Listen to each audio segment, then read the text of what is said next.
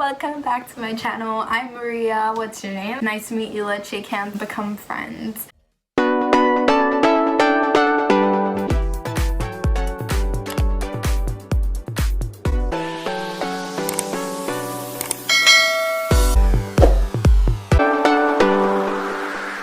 Today I am doing a really cool video and it's Halloween themed. Halloween is right around the corner and I'm so excited. I love that holiday ever since I was a little girl. I am going to be reading horror stories from the website Love to Know. I will link it down below if you guys want to check it out. The reason why I haven't posted in a while is because, if you guys may or may not know, I moved to Canada and the move has been quite difficult. Also, I've been going to university. I just started in the fall, and with that comes a lot of workload, a lot of homework, and I've been having trouble managing my time. But now that I got my feet in the water, I'm ready to go ahead and make more videos for you guys to enjoy.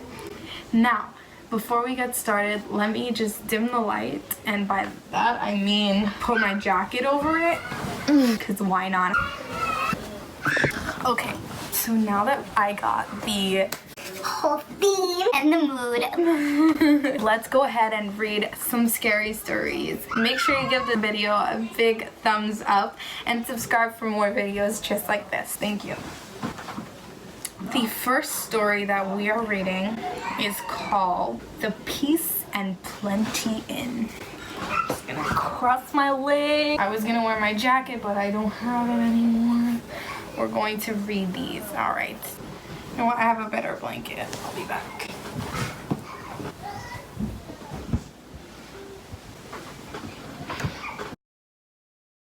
Let's read some scary stories. Once again, I will be posting the link to these down below so that you guys can check it out and share with people. The Peace and Plenty Inn was once a tavern and stagecoach shop before the Revolutionary War. Later, it was converted to a private residence. The sprawling red clapboard home was welcome to many families in its almost 400 years, yet some people have felt very unwelcome indeed. One night, just before Halloween, Anne came to the old inn to babysit for the Armstrong family. The three little girls had done their homework and were already in their pajamas and ready for bed. The Armstrongs left for their dinner engagements. Around 9 o'clock, with all three girls tucked safely into bed, Anne settled in front of the television to watch a movie. About 15 minutes later, Anne suddenly felt chilled to the bone. She set her cola on the end table and checked the thermostat. The room temperature was set to 70 degrees. She could hear the oil burner chugging along the basement. That's strange, she thought. It's freezing in here. She found an Afghan on the back of the couch and settled back to watch television. A few minutes later, she heard heavy footsteps on the stairs leading from the kitchen to the second floor. Katie, Elizabeth, Laurel. She called out the three children's names. The footsteps seemed to be coming closer. Are you girls playing a trick on me? Abruptly, the light on the end of the table flared, and went out. Anne checked the kitchen and the hallway. It was even colder back there than in the living room. Nobody was there. She shook her head and went upstairs. All three girls were sound asleep. She returned to the living room. That's funny, she said as she looked at the television. I thought I left it on channel 2. It's on channel 4 now. These were the days before remote controls, so she walked over to the television and put it back on channel 2. She sat back in her chair. Suddenly, the knob began to turn on its own, switching to channel 4, 7, and then static. A voice whispered through the TV. Get out. With a shriek, Anne pulled the plug from the television. Miss Armstrong found her upstairs, curled in her Afghan, asleep at the foot of the doors of the children's beds. Anne, are you all right? Take me home. Anne cried. This place is haunted. And that's the end of the first story. Oh, quite spooky. The next one is The Face on the Tree. Gloria and her friends Sarah and Megan enjoyed riding their horses through the woods next to the riding stable. Many of the old-timers at the stable warned them not to pass black woods at night on horseback. The haunted woods often spooked the horses as well as the riders. One particular beautiful night close to Halloween, the girls rode out further than they intended. The crisp leaves crunched under the horses' hooves, and the girls spent more time than usual exploring an unused trail. The sunset faded, and the girls suddenly realized they would have to pass by black woods in pitch darkness. The horses knew the path and picked their way carefully through the woodland trail. As it came to the fork in the rail that led left past black woods toward the stables or right toward the road, all three horses balked and refused to turn left. Gloria said, "Let's dismount and walk them the last little bit. We're almost home." "You go," Sarah said. She shivered. "I want to ride towards the road and walk on the road back to the stable." Gloria persisted. "We're going to get in trouble if we walk the horses on the road at night. It's too dangerous. Besides, we're almost back. We just have to get through the black woods." Sarah and Meg had already turned their horses and headed towards the road. "Fine," Gloria fumed. "I'll go straight." She urged the horse forward. As they rounded the last turn into black woods, an eerie glow suddenly lit the path in front of her.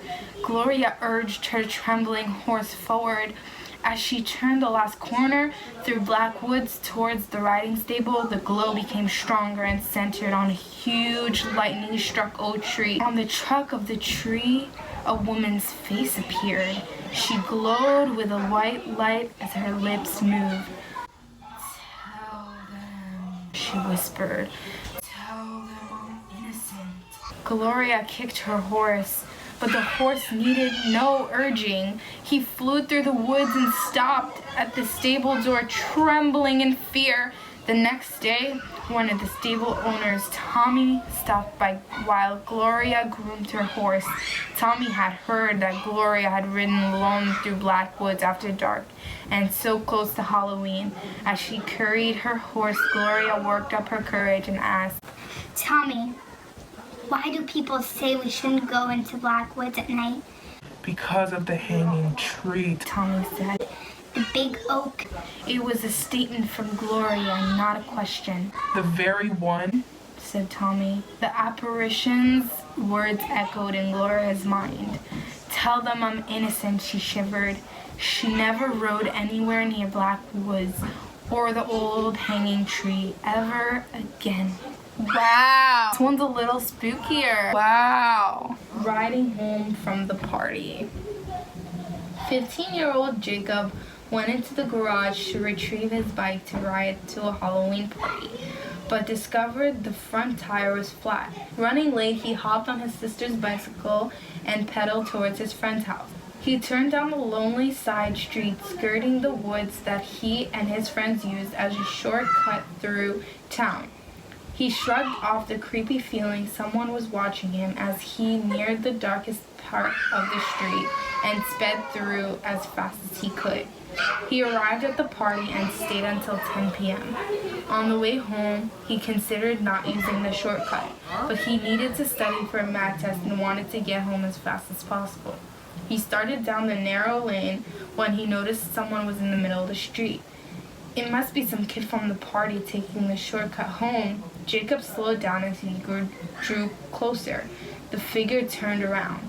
An ugly, twisted, gnarly face glowered at him. Jacob slammed on the brakes, intent on turning around when a heavy chain rattled through the air. He turned just as the chain slammed into his head, wrapping around his neck. "Got you!" the wicked voice boomed as Jacob felt himself falling to the ground. The macabre being stood over him with blood dripping from its lips. Thought you'd never come back this way, boy. Glad you decided to take the shortcut home. Jacob's sister's bicycle was found in the middle of the street. Drag marks were determined made by the killer dragging Jacob's body off the road. The police discovered Jacob's body drained of all blood only a few feet from the street. His killer was dubbed the Halloween Vampire. To this day, no one travels down that street, especially at night.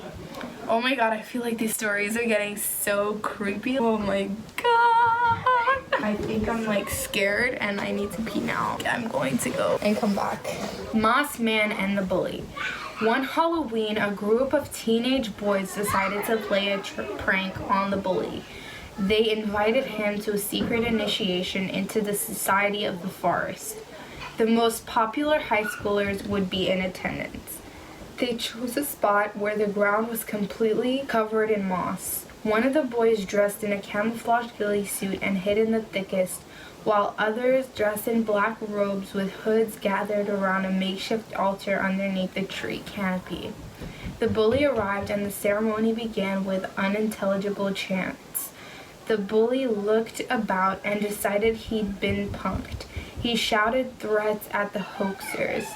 Just then, the boy in hiding sprung from the moss-covered ground and grabbed the bully, dragging him deep underground. The boys assumed their friend had discovered a cave underground opening, laughing and cheering him on as the bully cried out in terror. Their laughter broke off when the boy dressed in the ghillie suit came walking out of the forest. Confused, the boys turned in the direction where the moss man had dragged the bully away. The boys screamed and, stumbling over each other, ran out of the woods. The bully was never to be seen again, and the Halloween story of the Moss Man was born. Ooh. Lost in the woods. It was on a night just like this when a little girl went missing in these woods. The rangers reveal her name was Cassie, and she had gone camping with her Girl Scout troop. That first night, when everyone was gathered around the campfire, the little girl ignored what she had been taught about sticking with her camp buddy. She heard a little rustle with the nearby bush and thought she just might catch a bunny to keep as a pet. She quietly snuck off after the sound. It wasn't very long until her camp buddy noticed that the girl was missing, and she told the scout leader about it. The rest of the girls were ushered back to their cabins, and the scout leader and a few of the moms gathered their flashlight and set out looking for the girl. A short time later, a terrible thunderstorm blew in, making it impossible to keep looking for the missing camper. The mom decided it was best to turn back and continue the search after the storm had passed. That's so stupid. A little girl goes missing and they wait until the storm. If that was my daughter, I would have done anything. I would have went on the storm. I would have gone in a blizzard to look for my daughter. What the hell? After all, the little girl wasn't one of their daughters. However, the scout leader refused to give up. With her hair plastered to her face by the rain and the lightning flashing all around, she bravely walked into the woods. Oh my god, this scout leader, this is me. I would have done the same thing. Oh my gosh, she deserves an award. I don't know, what do they give out for these types of people? Anyways, the sound of her calling could be heard over and over until it faded away. When the moms arrived back at the cabin, they discovered that the little girl had found her way back on her own and, except for a few scratches, was none the worse for wear. The violent storm continued through the night, but all was still again by morning. However, there wasn't sight nor sound of the scout leader. The moms alerted the park rangers and a search party was formed, but not a trace was ever found of the missing leader. That was 10 years ago, but some people say you can still hear her ghost calling out little girl's name. Cassie, Cassie, listen. You can almost hear it now. Cassie! Shivers, oh my god, I'm getting goosebumps. I love that. The next story is called Behind the Tombstone. The old tombstone was beginning to crumble, but it looked like as good a sight as any to set up. Aiden and Mark set the recorder on the ground between them and scanned the darkened cemetery with their flashlights. There wasn't a sign of a caretaker, and they hadn't really expected to see one given the state of the graveyard. "Turn it on and let's begin," Aiden said. Mark flipped the recorder switch on and Aiden began asking questions out loud. Is anyone with us tonight? Nothing filled the silence except a slight scritch from somewhere behind the stone. Unperturbed, Aiden asked the next question. Can you tell us your name? Again, the only sound was a scritch. Can you show yourself? As before, just a scritch from behind the stone. Are you afraid of us? Asked Aiden. This time, there was no scritch, but the atmosphere suddenly seemed thick and malevolent. Neither young man noticed the towering dark shadow that rose from behind the tombstone until it was too late. The darkness swooped down and engulfed them until neither of them could see each other. And as suddenly, Aiden, Mark, and the black shadow vanished into the ground. The next morning, when the old caretaker showed up, he found the recording laying on the ground in front of the tombstone. He turned it on, and in the silence that followed each of Aiden's questions, you could now hear the following replies softly by a deep, menacing voice. "Yes, I am always here. My name is never spoken by your kind, but it is very old. I'll show myself, but it is the last thing you'll ever see. You are mine." The caretaker quietly pocketed the recorder, looking around to assure himself he was truly alone. He took the only evidence that anyone had been near that particular tombstone again, and he tossed it in the pile with the rest in the tool shed. Alright, this last one is called The Ghost at the Piano. Felice awoke to the sound of Beethoven's Moonlight Sonata wafting its way up from the inn's conservatory. She had just checked in 2 hours ago, bleary-eyed from the 4-hour drive en route to her next concert in Seattle. All she really wanted to do was get some sleep before she finished the journey in the morning, so who in the world would be playing downstairs at 3 a.m.? Finally, they say everything happens at 3 a.m., which is kind of cool. Finally irritated enough to drag herself out of bed, Felice padded down the master staircase and across the main hall to the doorway of the conservatory. She froze there, her eyes irresistibly anchored on the handsome man at the piano. He didn't seem quite of this era in his vintage tuxedo and slicked back hair. Felice vaguely wondered if he might be an actor who put on shows about the inn's heyday in the roaring 20s. Indeed, there was even a glass of gin on the piano top. Without a sound from Felice, the man looked up as though he had expected to see her there all along. "Hello, Felice. I've been waiting for you for quite some time." Felice was memorized by his deep black eyes and felt compelled to move toward the piano. "You and I have a duet to play, Felice. Come sit on the bench beside me."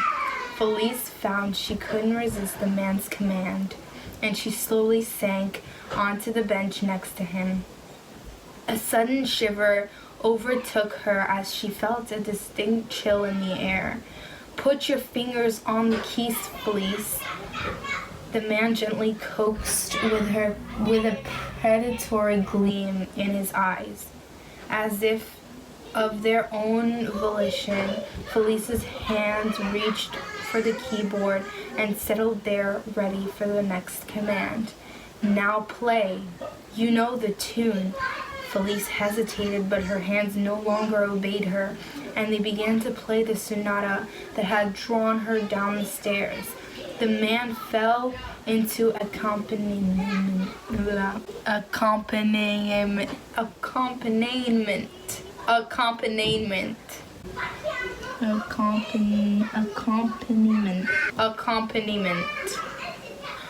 As they played, both figures slowly faded out of the sight.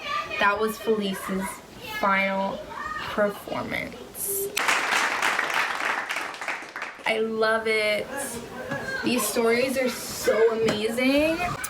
Alright, I hope you guys enjoyed this video. It was so much fun to film. I really love hearing Halloween stories. Although I hate watching scary movies, I do like watching paranormal things, anything that has to do with ghosts. If you guys enjoyed, make sure you give this video a like and subscribe to my channel for more videos just like this. I hope you guys really liked it. Stay tuned and I'll see you guys next time. Mwah.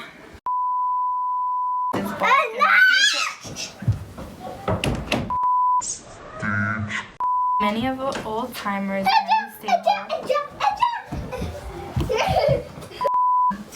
dilapidated. And thank you guys so much for watching, and subscribe to see more of me, and click that bell notification so you get notified whenever I post a new video. See you guys next time.